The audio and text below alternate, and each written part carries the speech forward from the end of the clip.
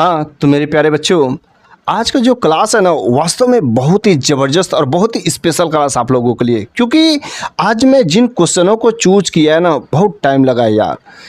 फिर से उन क्वेश्चनों को कलेक्ट किया, आखिर किस प्रकार के शिफ्ट में, अच्छा शिफ्ट वाइज जो एग्जाम में आ रहे, ग्रुप डी का एग्जाम चल रहा है, तो ऐसा नहीं कि जो आसान आसान है बस उसको मैं ले लिया, अरे आसान वाले को छोड़ो, आसान वाले को सब कर लेते हैं, लेकिन जो मुश्किल है उन क्वेश्चनों को चैलेंज भी होता है ना, तो उन्हीं क्वेश्चनों को मैं चूज किया हूँ और वास्तव में आपके लिए बहुत ही बेहतर साबित होगी। तो चलिए हम लोग क्लास को शुरू करते हैं और आप ट्राई करिए, राइट।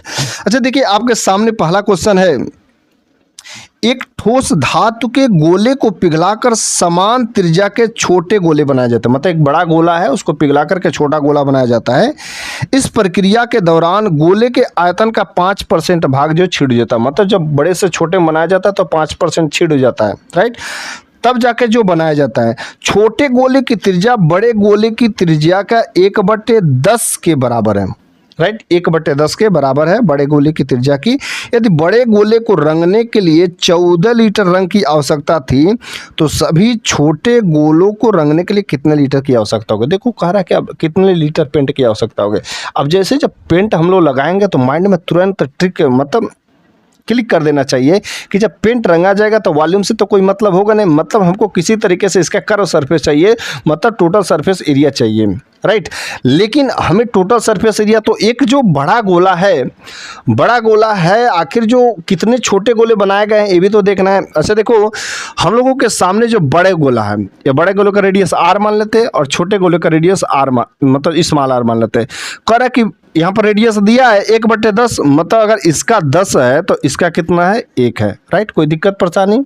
अच्छा, इसके यदि हम लोग वॉल्यूम निकालते हैं, क्योंकि कितने छोटे गोले बनाए गए ये तो पता कर लो भैया, तभी तो हम लोग उसका सरफेस एरिया निकालेंगे। अच्छा, इसका यदि हम लोग निकालेंगे तो 4/3 पाई आर क्यू मतलब 1000, और यहाँ पर n नंबर में करते हैं, ओके, और 4 pi r square r cube मतलब 1 का cube, sorry 4/3 pi r cube, यही होता है 4/3 पाई आर क्यू 4/3 का। लेकिन वहां पर एक और चीज दिया है, देखिए ध्यान से, लिखा है कि 5% छीड़ हो जाता है। जब इसको छीड़ेगा तो भाई छीड़ हो गया तो मतलब 95% ही तो बचा है ना, 95% ही बचा है। अब इसको हम लोग कट पीट करते हैं, मतलब इसकी कहानी हो गई खत्म, ओके।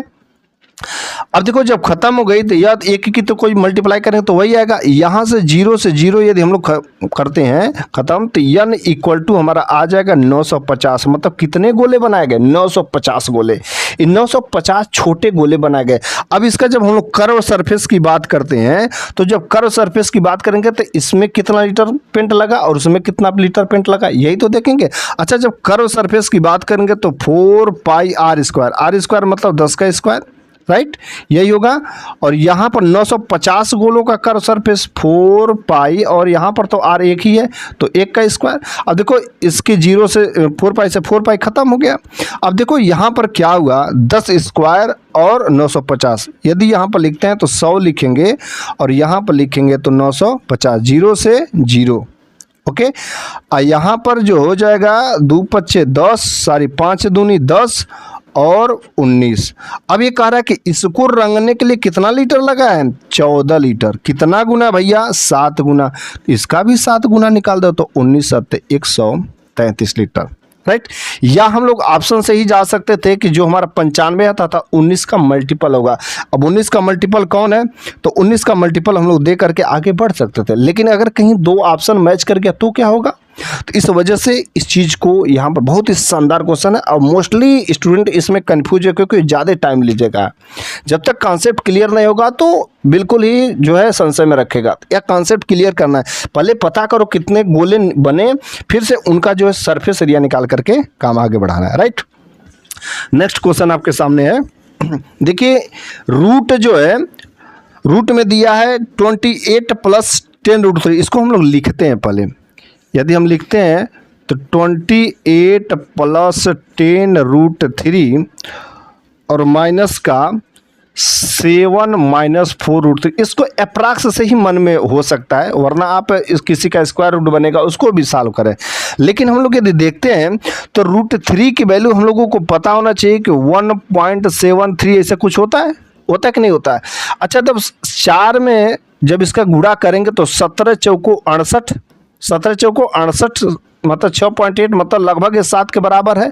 तो 7 में से 7 जब घट जाएगा तो इसकी वैल्यू तो पूरी की 0 हो गई, 0 हो गई कि नहीं, मतलब ए वाला टर्म खत्म हो गया।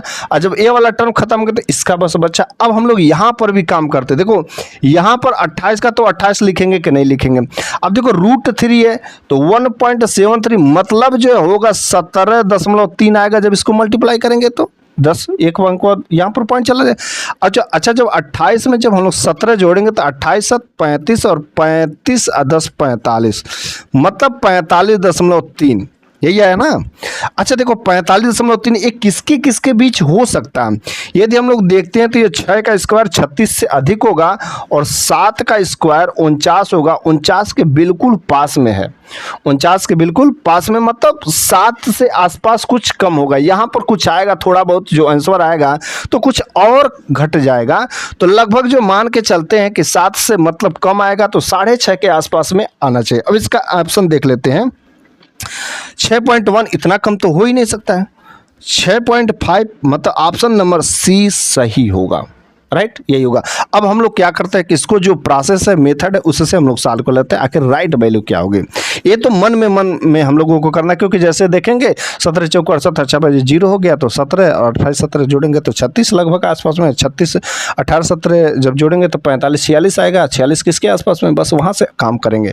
लेकिन जो है ये तो मन में थे, लेकिन अगर रियल वैल्यू अगर देखेंगे आखिर क्या हो सकता है। अच्छा देखो इसको 28 को हम लोग लिख सकते हैं 25 प्लस 3 लिख सकते हैं, 25 प्लस 3 लिखेंगे। लेकिन जब 25 प्लस 3 लिखेंगे तो इसको हम लोग लिख सकते हैं रूट मतलब 5 का स्क्वायर प्लस √3 का स्क्वायर और प्लस 2 इंटू 5 इंटू √3। देखो √a प्लस √b का होल स्क्वायर बन गया। मतलब जैसे इसको करें तो फाइनली हम लोग क्या लिख सकते हैं, 5 प्लस √3 का जब होल स्क्वायर करेंगे तो यह रूट हट जाएगा। वैसे इसका भी किसी का बनेगा। अब एक 7 का करेंगे तो किसका किसका होगा, 4 का और 3 का, मतलब यह होगा 2 माइनस √3 का होल स्क्वायर, यही होगा। और जब होल स्क्वायर हटेगा तो मतलब रूट हटाने के लिए होल स्क्वायर हट जाएगा। अब देखो जब इसका ब्रैकेट ओपन करेंगे तो यह माइनस है तो यह वाला प्लस हो जाएगा। अब देखो भैया 5 में से 2 गया 3 और √3 प्लस √3 ऐड होगा तो 2 इंटू √3 होगा।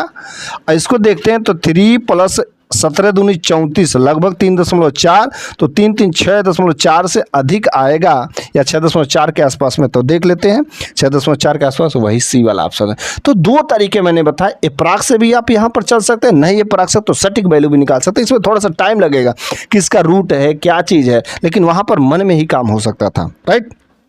जो आपको मेथड आसान लगे, जिस तरीके से लगे उस तरीके से आप कर सकते हैं, राइट। अच्छा नेक्स्ट क्वेश्चन आपके सामने बहुत शानदार क्वेश्चन है भाई। देखो एक निश्चित राशि का 20% प्रति वर्ष की ब्याज दर पर 1.5 वर्ष का चक्रवृद्धि और साधारण ब्याज का बीच का अंतर 6500 रुपया है। और जब ब्याज अर्धवार्षिक रूप से संयोजित किया जाता है वह धनराशि ज्ञात कीजिए। देखो जैसे ही 2 साल का अंतर हो, 3 साल का अंतर हो, तो मैंने इसका बहुत सिंपल सा कंसेप्ट मतलब इतना शानदार कॉन्सेप्ट दिया है, ट्रिक है कि आपको कोई फार्मूला और रटने की जरूरत नहीं है। आज तक जितने लोग बताए मैंने बताया, उसका मैं लिंक जो डिस्क्रिप्शन बॉक्स में दे दूंगा, देख लीजिएगा। अच्छा देखिए क्या है कि 20% तो हमारा एनुअली है और 10% हमारा क्या हो जाएगा, हाफ ईयरली होगा कि नहीं। अच्छा 10% को हम लोग क्या लिख सकते हैं, 1/10। इसका ट्रिक देखना, बस एक ही चीज़ हमको याद रखना है, 3x + 1 चूँकि 3 साल का है तो यहाँ पर एक साइड में कर देते हैं 10 का क्यूब मतलब 1000, राइट। अच्छा देखो x कौन है, यहीं पर है, x की वैल्यू जो है हमारा क्या है 10 है, तो यहाँ पर जब x की वैल्यू 10 रखेंगे कितना आएगा 31 आएगा। अच्छा देखो 31 जो है ये हमारा ब्याज दिया है 6200, 31 का कितना गुना, 31 दूना 62, 200 गुना, तो इसका भी भैया 200 गुना कर दो तो कितना हो जाएगा 50 मतलब 2 लाख रुपए हो जाएगा। बातें समझ आई, कुछ नहीं है 3x प्लस। इसका कॉन्सेप्ट मैंने जो है बहुत शानदार डिस्क्रिप्शन बॉक्स में दिया, आप वहां से भी जाकर के पूरा कॉन्सेप्ट क्लियर कर लें आखिर किस तरीके से ट्रिक काम करता है। 2 साल का हो चाहे 3 साल का हो, मैंने हर तरीके से बताया, बहुत ही शानदार है, राइट। ऐसा आपको ट्रिक शायद कोई ना बताया होगा, ओके बहुत ही शानदार। देखते इतना आपको मतलब प्रॉब्लम में फंसना ही नहीं, कैसा भी दे दे, पॉइंट में दे दे, चाहे कैसे भी दे दे, हो जाता है। नेक्स्ट क्वेश्चन हम लोग देखते हैं। देखिए x plus y is to y plus x और z plus x equal to 3:5:4 दिया है और x plus y plus z equal to 8 दिया है। ध्यान से इसको क्वेश्चन को करते हैं, एक लाइन में भी हो सकता है। x plus y plus z equal to यह 8 दिया है, लेकिन जो रेशियो के टर्म में दिया है x is to y, y is to z और z is to x equal to 3:5:4, ये दिया ना 3, 5 और 4, ये चूंकि यह रेशियो के टर्म में दिया है ना। अच्छा, जब x plus y, y plus z, z plus x यदि जोड़ेंगे तो आएगा 2x plus y plus Z, और इसको भी हम जोड़ेंगे तो 5 3 8 4 12। मतलब यदि x plus y plus z की वैल्यू यदि देखेंगे तो यहाँ पर जो 6 यूनिट आ जाएगा। कितना आएगा? 6 यूनिट। अच्छा देखते हैं, 6 यूनिट की वैल्यू 8 है। 6 यूनिट की वैल्यू कितना है? 8 है। ओके, अच्छा 3 जो है यह x प्लस वाई की वैल्यू है, यह जो है y प्लस जेड की वैल्यू है और यह जो है z प्लस एक्स की वैल्यू है। राइट। अच्छा देखो, 6 की वैल्यू 8 है तो यदि इसका आधा करते हैं तो 3 यूनिट की वैल्यू कितना हो जाएगी? 4 होगी। पूछ क्या रहा है? z का मान पूछ रहा है। अच्छा देखो, z का मान पूछ रहा था, क्योंकि तीनों का सम जो 8 दिया है और x plus y 3 unit, x plus y मतलब इन दोनों को मिला करके 3 यूनिट, और 3 यूनिट की भैया वैल्यू 4 है, तो जब इसका 4 है तो बस जेड का तो 4 ही तो बचेगा। बस काम खत्म हो गया। जेड का ऑप्शन नंबर 4 मार करके आगे निकल चलो। थोड़ा सा दिमाग से खेलना है, बस हल्का सा खेलोगे काम खत्म हो जाएगा। इसको कलम उठाने की जरूरत भी नहीं पड़ेगी यदि कॉन्सेप्ट क्लियर हो जाता है तो। अगर ऐसे आते हैं तो यूं ही आप उड़ाएंगे, बस कुछ नहीं करना। 3 यूनिट 6 का। अब तो बच्चे क्या करते हैं कि यहाँ पर जैसे दे दिया 6 यूनिट का वैल्यू जो है 8 है तो 8/6 मतलब 4/3। अब तू ले भैया गुड़ा भाग करते रहो, फ्रैक्शन में आ गए। लेकिन थोड़ा सा अकल की बात करो यार। 6 यूनिट है तो 6 यूनिट की वैल्यू 8 है तो 3 यूनिट की वैल्यू 4 होगी। अच्छा देखो, x प्लस वाई का 3 यूनिट है, इस 3 यूनिट की वैल्यू हम लोग डायरेक्ट 4 रख लेते हैं, तो बच्चा का 8 में से 4 घटा दो तो जेड का 4। कहीं फ्रैक्शन का कोई गेम ही नहीं खेलना, वरना आ गया 4/3, तुम कटम किट करते रहो, हो गया काम। राइट। अच्छा नेक्स्ट हम लोग चलते हैं। कुछ थोड़ा सा ट्रिकी हम लोग नहीं अपनाएंगे तो काम कैसे होगा। देखो, एक मोटर नाव जो किसी चाल से यात्रा करते हुए धारा के प्रतिकूल जो 28 किलोमीटर और धारा के अनुकूल 40 किलोमीटर। देखो, धारा के प्रतिकूल मतलब अप स्ट्रीम और या डाउन स्ट्रीम। धारा के प्रतिकूल जो है 28 किलोमीटर जाती है और धारा के अनुकूल जो है 40 किलोमीटर जाता है, तो वह 11 घंटे में तय करता है। राइट। उसी चाल से वह धारा के अनुकूल 30 किलोमीटर जाता है और धारा के प्रतिकूल जो 16 किलोमीटर जाता है, तो वह दूरी जो 7 घंटे में तय करता है। अच्छा देखो, चूंकि यह आवर है और हम लोगों को फार्मूला पता होना चाहिए कि टाइम इक्वल टू जो होता है डिस्टेंस अपॉन स्पीड है, और यह जो 28 किलोमीटर है इसका पता करने के लिए मतलब इसके अपान में डी, यहाँ पर u और अपान में डी, क्योंकि ये हमारा डाउन स्ट्रीम और अप स्ट्रीम की स्पीड है। अच्छा देखो, क्या होता है कि इसको ऐड करते हैं, क्योंकि दोनों यहाँ पर जो समय लगा है, कुछ हम लोग हाइड एंड सीक वाला मेथड हम लोग आते हैं कि क्या हो सकता है। यदि यहाँ पर देखते हैं, यदि 4 दहा में 40, यही तो है 28 किलोमीटर और धारा के अनुकूल जो है 40 किलोमीटर, डाउन स्ट्रीम है अप स्ट्रीम है। यदि यहाँ पर देखते हो 28 का है तो 28 का यदि मल्टीपल यहाँ से चेक करते हैं तो 4 × 7 होगा, और इन दोनों में भी देखते हैं तो 4 दहा में 40 मतलब दोनों में 4 कॉमन है। राइट। तो हम लोग थोड़ा सा दिमाग लगा सकते हैं कि जो धारा के प्रतिकूल होता है वह कम दूरी होती है और जो धारा के अनुकूल होता है उसकी डिस्टेंस ज़्यादा होती है, मतलब ज़्यादा तेज चलता है। तो धारा के प्रतिकूल क्यों ना हम 4 मान लेते हैं। यदि धारा के प्रतिकूल मानते हैं 4, तो यदि 4 मानते हैं तो 4 सत्ते 28, यहाँ पर 7 घंटा लग गया, और 7 घंटा लग गया तो 4 घंटा मतलब यहाँ पर जो 10 होगा तभी तो होगा। 10 मानेंगे तो 10 चौको 40, 7 4 11। अब क्या इसमें भी हम लोग इसमें भी फॉलो करते हैं तो होता कि नहीं होता। 4 यहाँ पर रखेंगे तो 4 चौको 16 और यहाँ पर रखेंगे तो 10 3 3, हाँ भाई 4 3 7 मतलब 4 और 7। ओके, हम लोगों को पता चल गया कि अप स्ट्रीम में इसकी चाल 4 किलोमीटर पर आवर, इसकी आवर चाल जो है 7 किलोमीटर पर आवर। अब देखो क्या कह रहा है, धारा की चाल पूछ रहा है, तो धारा की जब चाल पूछ रहा है तो 7 में से 4 घटा देंगे तो वही हमारा जो धारा की चाल आएगा। तो 7 - 4 सारी डाउन स्ट्रीम में तो 10 होगा ना, डाउन स्ट्रीम में 10 होगा। तो धारा की चाल पूछ रहा है तो 10 माइनस 4 मतलब 6/2 मतलब 3 किलोमीटर पर आवर होता है। या आप जो बेसिक से जाना चाहें तो बेसिक से भी कर सकते हैं, यह तो हाइड एंड सीक वाला मेथड है। बेसिक से यदि आप जाना चाहते हैं तो बेसिक से भी आप बड़े आराम से जा सकते हैं। ओके, अब देखो क्या होता है कि बेसिक से यदि हम लोग चाहते हैं 40 किलोमीटर जो अनुकूल है तो 14/d और 28 किलोमीटर जो प्रतिकूल है और इसको लगते हैं 11 घंटे। और फिर से कह रहा है कि वह धारा के अनुकूल जो है 30 बट्टे धारा के अनुकूल जो है 30/d और प्रतिकूल गया 16/u। अच्छा देखो कितना घंटा लगा, 7 घंटा लगा। इसमें क्या हम लोग कटपिट कर सकते हैं, यदि ध्यान से देखते हैं तो ये जो इसको इक्वल करना आसान होता है। बस इसको यहाँ पर इक्वल करो भैया, यहाँ पर 3 से मल्टीप्लाई करोगे, यहाँ पर भी 3 से मल्टीप्लाई करोगे, यहाँ पर 4 से मल्टीप्लाई करो, यहाँ पर 4 से मल्टीप्लाई करो, यहाँ पर 4 से, यहाँ पर 4 से। अब इसको सॉल्व करो तब जाकर डी और यू की वैल्यू आएगी, तब वहाँ से आप फिर से धारा की गति निकालो। ये जो ज़्यादा लंबा प्रोसेस है ना, जब ज़्यादा लंबा प्रोसेस है तो उससे अच्छा वहाँ पर जो है थोड़ा सा ट्रिकी कर सकते हैं और वहीं से सॉल्व कर सकते हैं हाइड एंड सीक वाले मेथड से, राइट। नेक्स्ट हम लोग चलते हैं। एक अलमारी 14,360 रुपये में खरीदी जाती है और उसके परिवहन पर 240 रुपया खर्च होता है। 15% का लाभ प्राप्त करने के लिए उससे किस मूल्य पर बेचा जाना चाहिए। देखो चूंकि देखो 15% का लाभ कर रहा है ना, इसका फ्रैक्शन वैल्यू तो होता है 3/20 और जब लाभ कर रहा है तो टोटल कितना हो जाएगा, जब लाभ लेंगे तो 23/20 पर बिकेगा नहीं, मतलब जो भी आंसर आएगा 23 का फ्रैक्शन मतलब मल्टीपल होगा, उसे डिविजिबल होना चाहिए। अब 23 का तो भैया भाग देना बड़ा मुश्किल होता है, लंबा है, इस वजह से हम लोग थोड़ा इसको सॉल्व करते हैं और यूनिट डिजिट से देखते हैं निकल जाता है कि नहीं निकल। अच्छा देखो 14,360 रुपये में खरीदा है, फिर से परिवहन पर 240 रुपया खर्चा हो गया तो कितना हो गया, 14,600 रुपया होगा, 14,600 रुपया होगा।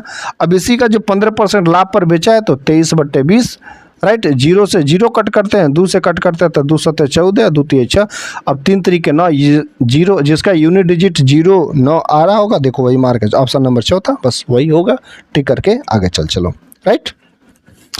तो हर जगह कहीं कहीं पर जो है डिविजिबिलिटी रूल चेक करने के लिए भी बड़े लंबे लंबे ऐसे हमारे अभाज्य संख्या आ जाता है तो वहाँ पर यूनिट डिजिट से गेम खेलना होता है। अच्छा नेक्स्ट क्वेश्चन हम लोग देखते हैं। एक आयतकार आंगन है, 4 मीटर 95 सेंटीमीटर लंबा और 16 मीटर 65 सेंटीमीटर चौड़ा है। इसे समान आकार के वर्गाकार टाइलों से पक्का किया जाना है। तो आयताकार आंगन का पक्का करने के लिए ऐसे कितने वर्गाकार टाइलों की न्यूनतम संख्या क्या होगी। अच्छा देखो जो भी हमारा आंगन है उसका एरिया अपन जो टाइल्स का एरिया वही तो डिवाइड करेंगे तो नंबर ऑफ टाइल पता चल जाएगा। लेकिन रह गई बात तो कौन सा साइज का टाइल लगेगा, उसके लिए हम लोगों को क्या करना होगा, HCF फाइंड आउट करना होगा। अच्छा देखो HCF मतलब महत्तम समापन तो 495। इसका देखो एकदम शानदार, आपको कोई मतलब बस HCF यहाँ पर निकालेंगे और वहीं पर तुरंत हमारा आंसर भी आ जाएगा। देखो क्या है कि इसका एक ट्रिक है। अब देखो ट्रिक क्या है, हमने क्या किया कि LCM निकाला, कितने नंबर ऑफ टाइल लगेंगे ध्यान से देखिएगा। इसको किया 5 9 45, अब 5 9 45 और यहाँ से 5 3 15 और 5 3 15, 5 3 15। फिर से हमने किया तो 9 से 9 1 9 9 1 9 9 3 27 और 9 7 63। अब देखो यहाँ पर क्या करना है, अब बच्चे क्या करेंगे, ये तो HCF हमारा निकल गया। HCF निकालने के बाद एरिया अपान जो है इसका टाइल्स का जो एरिया होगा उससे डिवाइड करेंगे तब तो होगा। अब देखो क्या करना है कि हमको जो भी आंसर आएगा जितना भी उस तरीके से करेंगे और इस तरीके से बस इन्हीं दोनों का प्रोडक्ट आएगा। अभी इन दोनों का प्रोडक्ट कर दो तो 11 7 77, 11 33 7 40 407। अगर ना भी 100 तो देखो। अच्छा देखो इसका एरिया मतलब आंगन का एरिया हमने किया 495 गुणे 1665, ये किया कि नहीं किया। और टाइल का एरिया 45 गुणे 45। अब देखो इससे जब कटेंगे तो यह 11 जाएगा और इससे जब कटेंगे तो 37 जाएगा। आखिर फाइनली वही इन दोनों का प्रोडक्ट तो आ रहा है। अब हमको ये वाला करेंगे तो अगर आपको प्रोसेस पता है तो बस HCF निकाले, इन्हीं दोनों का प्रोडक्ट जो नंबर आप टाइल आएंगे तो बस काम खत्म है। राइट। चाहे ऐसे करो भैया, चाहे ये वाला शानदार है, ये आपका टाइम बचा देगा। कट पीट करने वाला कम से कम 5 सेकंड तो बचा ही सकता है अगर बहुत स्पीड है तो, वरना आप कट पीट करते रहे। अभी डायरेक्ट 45 से भी ना कितने बच्चे काट पाएंगे, तो 5 से पढ़ेंगे पहाड़ा, 9 से पढ़ेंगे तो 10 सेकंड 15 सेकंड तो कट पीट में चला जाएगा। लेकिन अगर यहीं पर पाता है तो काम खत्म है। 11 7 77 यूनिट डिजिट से भी काम कर लेंगे, नहीं दिया है तो मल्टीपल कर लेंगे। ओके, नेक्स्ट हम लोग क्वेश्चन देखते हैं। 10 मीटर एक खोखले स्टील के पाइप के आंतरिक और बाह्य व्यास जो है 15 सेंटीमीटर और 17 सेंटीमीटर है। यदि इसके पृष्ठ का 1 सेंटीमीटर हिस्से का पेंट करने के लिए 0.15 है, तो इसके सभी पृष्ठों को पेंट करने की लागत ज्ञात कीजिए। अच्छा देखो, जैसे ही कहा कि सभी पृष्ठों को पेंट करने की लागत पूछ रहा है 0.15 है, तो इसको 11 से मल्टीपल हम लोग चेक कर लेते हैं और काम हो जाता है। लेकिन अगर मान के चलिए 11 का मल्टीपल दो, चूंकि यहाँ पर पॉइंट में दिया है तो 11 का मल्टीपल अगर नहीं मैच करे तो क्या होगा, तो हम लोगों को साल तो करना पड़ेगा।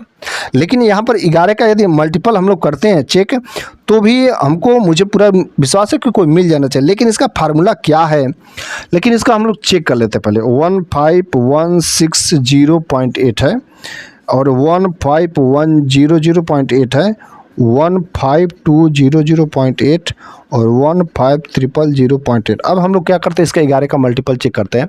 तो 1 1 2 और 2 0, बस इधर तो नहीं है, मतलब 2 आ गया इधर, और 6 5 11, 11 8 19, 19 माइनस 2 17 आएगा, नहीं आएगा। 1 1 2 इधर नहीं आएगा, और इधर 8 और 8 5 13, 13 माइनस 2 11, मतलब यह कट सकता है। और देखो इसका देखते तो 1 2 3 और 8 5 13, 13 माइनस 3 10 आएगा, ये भी नहीं कटेगा। इसका देखते हैं, मतलब 1 और 8 5 13, 13 माइनस 1 12 आएगा, ये भी नहीं। मतलब यही वाला ऑप्शन ज़्यादा चांसेज है कि यही हमारा आंसर होगा। लेकिन अगर आपको 11 का मल्टीपल अगर 2 मिल जाते हैं तब क्या होगा, ये अगर 2 हो जाते हैं तब हमको क्या होगा। अच्छा देखो 10 मीटर लंबा एक खोखला स्टील का पाइप का आंतरिक और बाहरी व्यास 15 सेंटीमीटर 17 सेंटीमीटर है।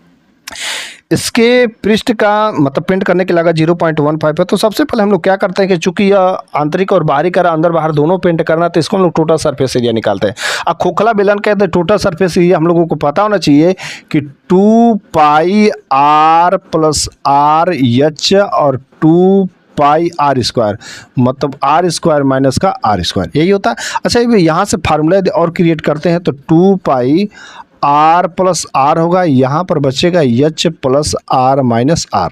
अच्छा देखो व्यास दिया है 15 सेंटीमीटर और 17 सेंटीमीटर, तो इसका आधा हो जाएगा और इसका आधा रेडियस हो जाएगा। और हाइट दिया है, चूंकि 10 मीटर हाइट दिया है, तो भैया यह 1000 सेंटीमीटर ये हमारा हाइट हो जाएगा। ये चीज़ें बच्चे गलती करते हैं, चूंकि यहाँ पर 1 मीटर में दे दिया, कंफ्यूज कर सकते हैं। अब देखो 2 पाई दिया है, तो हम लोग क्या करते हैं, यहाँ पर 2 × 22/7 करते हैं, और r प्लस r तो 17 15 32, और 32 का आधा 2 मतलब 16 हो जाएगा। अच्छा देखो यहाँ पर h plus r minus r, तो h तो हमारा 1000 है, r माइनस r 17 माइनस 15 2, और 2/2 मतलब 1, यही हो जाएगा 1001। अच्छा देखो 1001 जो यहाँ पर आएगा, तो 1001 किससे कटेगा, 1001 जो किससे कटेगा, तो 7 करने 7 और 7 को 28 7 तरीके 143। अब हम लोग क्या करते हैं कि इसको मल्टीप्लाई करो, ये भी कट गया, तो 22 दूनी 44 × 16 × 143, यही होगा ना।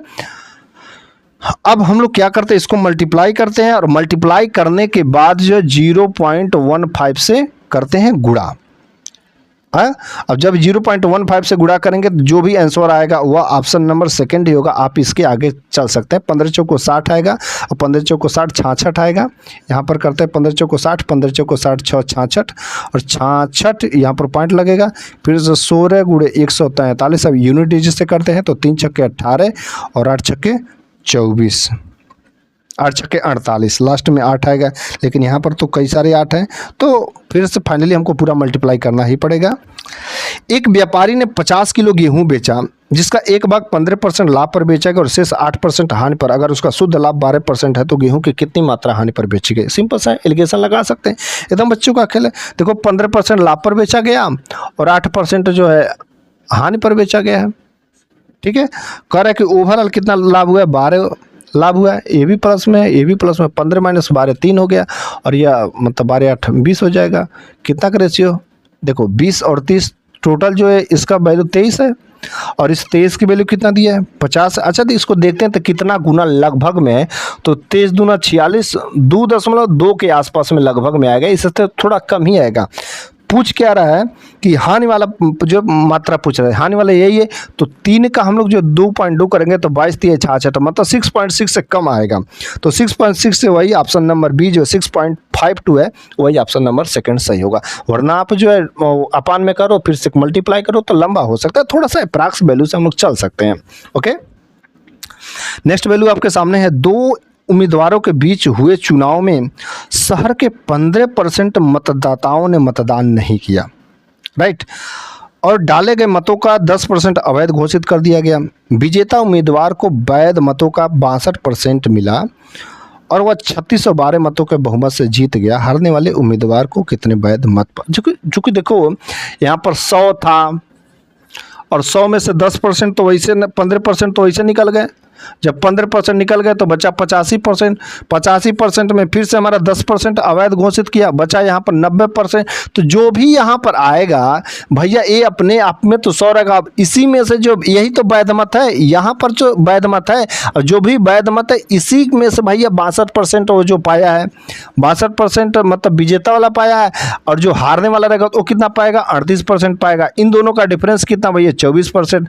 अब ये कह रहा है किसी 24% की वैल्यू कितना है 3612 है, 3612। अब देखो लेकिन यहाँ पर एक जो है गलत कर दिया है, देखो क्या गलत किया है, ये 3612 नहीं है 3672 है, राइट, 3672 मतलब 24% की वैल्यू 3672 और हारने वाले का पूछ रहा है। तो बस काम यही करना है कि 3672/24 है और गुणे 38। अब क्या करेंगे 12 दूनी 24 और 12 तिहाई 36 और 12 छक्के 72, 2 से 19, 19 छक्के 114 और 19 तिया 57 एक 58, 58 से 14 आएगा, राइट। तो इस तरीके से हम लोग कर सकते हैं, लेकिन इतना लंबा लफड़ा थोड़ा सा यदि हम लोग समझते हैं तो ये सब हमको लिखने की जरूरत है, इतना तो हमको करने की जरूरत है। तुरंत हम लोगों को माइंड में चला जाना चाहिए कि भैया जब वैध मत तो लास्ट में है और जब वैध ही मत लास्ट में है तो जो भी वैध है तो 62 हमारा जीतने वाला पाया, हारने वाला 38 पाया। इन दोनों का डिफरेंस हमारे 24% है और 24% की वैल्यू हमारा कितना है 3672 है।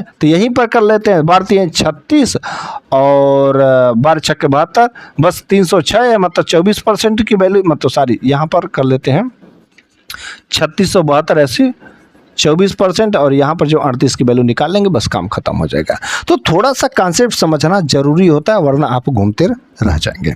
नेक्स्ट, अच्छा देखो आपके सामने जो क्वेश्चन दिया है बहुत ही शानदार है।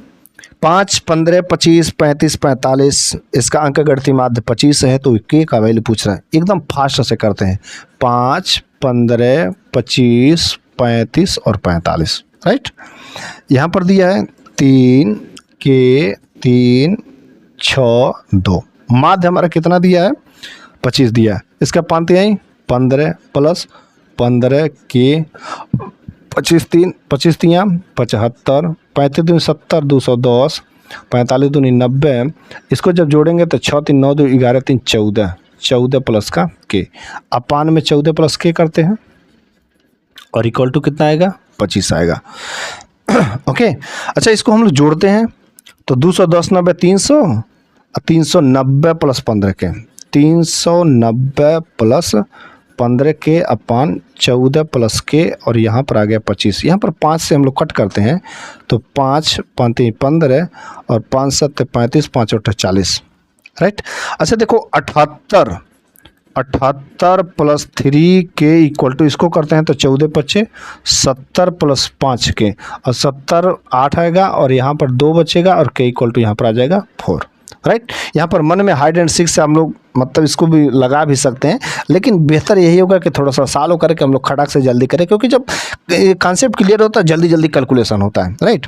तो ये रहे हमारे इस तरीके का क्वेश्चन, राइट। नेक्स्ट क्वेश्चन आपके सामने है, देखो ये जो प्राप्तांक दिया और छात्रों की संख्या दिया है और नीचे दिए गए डेटा की माध्यिका पूछा है। ये देखो जो वैल्यू दिया प्राप्तांक ना 18, 15, 17, 32, 20, 28 ये रैंडमली दिया तितर बितर। देखो चूंकि माध्यिका हम लोगों को निकालने के लिए एक आर्डर में होना चाहिए, आरोही क्रम में, मतलब बढ़ते हुए क्रम में लिखना होगा तब जाके हमको वहाँ पर निकलता है, लेकिन यहाँ पर तितर बितर दिया है तो पहले हम लोग आरोही क्रम में कर लेते हैं।